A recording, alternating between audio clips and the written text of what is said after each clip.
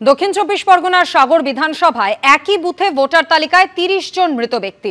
গ্রামবাসীদের দাবি, রামকরচর গ্রাম পঞ্চায়েতের ৬০ নম্বর বুথে ঘটেছে এই আজব ঘটনা।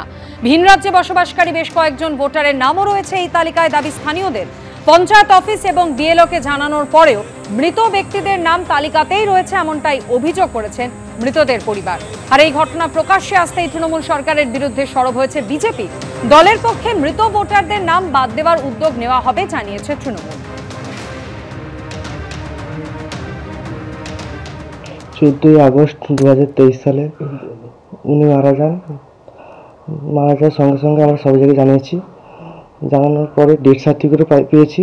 ডেথ সার্টিফিকেট পাওয়ার আগেই আমাদের রেশন কার্ড নিয়ে নিয়েছিল। কাটেনি কেন সেটা তো আমরা বলতে পারবো না, অফিসাররাই বলতে পারবো। সবাই জানিয়েছে।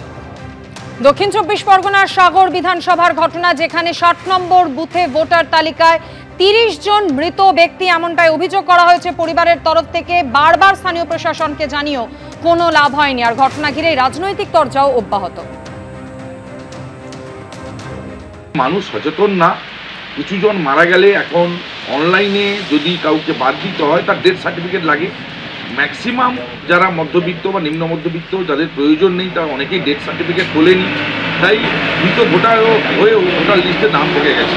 কিন্তু আমরা বদ্ধপরিকর 2026-এর আগে মমতা বন্দ্যোপাধ্যায়ের নির্দেশে এবং আমাদের মন্ত্রীমহাশয় বঙ্কিমচন্দ্র হাজরা এটা প্রত্যক্ষ পরোক্ষ দুদিক দিয়ে নজর রেখে নির্ভুল ভোটার লিস্ট করার জন্য আমরা অঙ্গীকারবদ্ধ।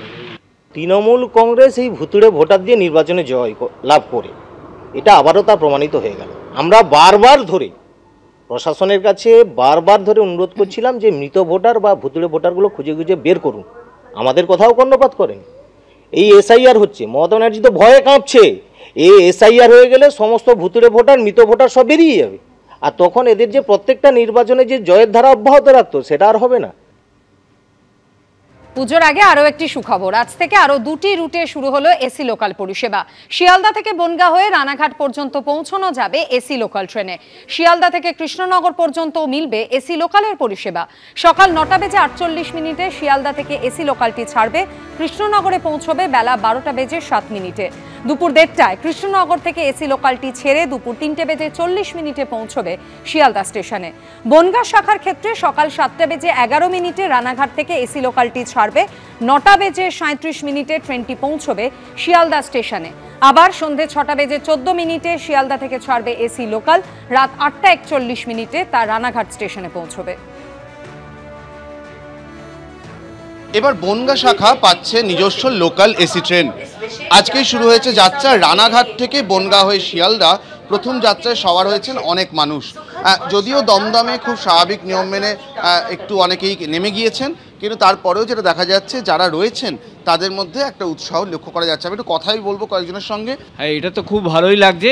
তবে ট্রেনের মানে ফেরার টাইমটা যেটা আছে 6:14 আছে, ওটা যদি 7:30টার সময় করা হয় তাহলে প্রাইভেট লোক যারা চাকরি করে তাদের পক্ষে খুব সুবিধা হয়। আর এমনি খুব ভালো লাগছে এই গরমের মধ্যে এই এসি ট্রেনে যাওয়াতে, খুবই ভালো লাগছে। 7:30 বা 7:15 নাগাদ একটা ট্রেন দিলে আরও বেটার হতো রিটার্ন। তেমনি সব ঠিক আছে, অনেক বেটার রিল্যাক্সেবল জার্নি। বনগাঁ লোকালে তো এটা ভাবাই যায় না যে কোনোদিন এসি ট্রেন চালু হবে। বনগাঁ লাইনে নিয়মিত যাতায়াত করেন, বনগাঁ লোকাল শব্দটা নিয়ে অনেকের একটা ভীতি থাকে। এই অভিজ্ঞতার সঙ্গে সেই পূর্বতন অভিজ্ঞতা কি মেলানো যাচ্ছে? না, সেটা তো মেলানো যাচ্ছে না, কারণ এটা অনেক ভালো এবং এর উদ্যোগটা তো অনেক ভালো উদ্যোগ। তা আমরা যারা দীর্ঘদিন ধরে যাওয়া আসা করি তাদের থেকে এইটা পুরো ডিফারেন্স। মানে যারা আজ যাবেন, আগামী দিনে ট্রেন বাড়বে, আমরা কমপ্লিট যেতে পারবো।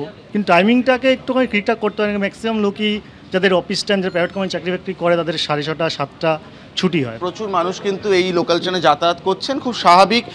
এই মুহূর্তে সেপ্টেম্বর মাস পড়ে গেলেও আর্দ্রতাজনিত অস্বস্তি তো প্রচুর পরিমাণে রয়েছে এবং সাধারণ মানুষের নিত্যযাত্রা অনেকটাই কষ্টের মধ্যে দিয়েই হয়।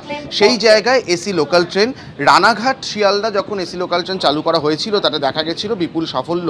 অধিকাংশ দিনই 100% অকুপেন্সি নিয়েই সেই ট্রেন যাতায়াত করেছে এবং তারপরেই এই নতুন লাইনে ট্রেন চালু করার সিদ্ধান্ত। এবার বনগাঁ শাখার মানুষজনও পাচ্ছেন এসি লোকাল ট্রেনের স্বাদ। ক্যামেরা দীপ্তেন্দ্র চক্রবর্তীর সঙ্গে অরিত্রিক ভট্টাচার্য, এবিপি আনন্দ, কলকাতা।